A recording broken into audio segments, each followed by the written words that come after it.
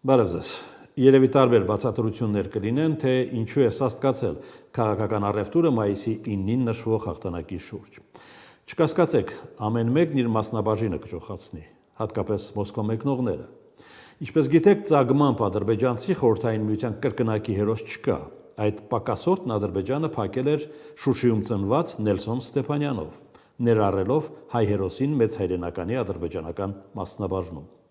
Շուշիում անգամ տեղադրվել է Նելսոն Ստեփանյանի կիսանդրին,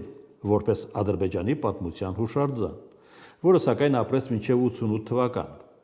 1992-ին Նելսոն Ստեփանյանի կիսանդրին վերադարձավ ծննդավայր Շուշի,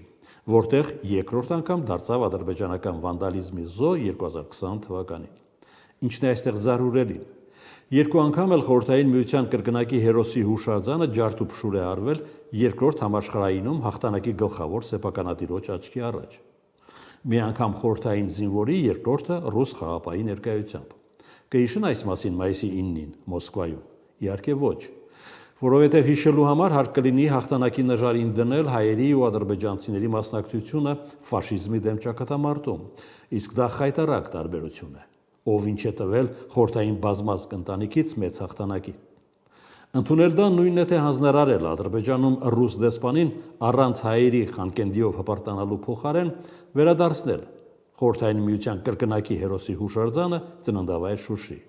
Նելսոն Ստեփանյան զոհվել է հանուն Մոսկվայի մեծ հաղթանակի արձանագրությամբ։ Հաջողություն։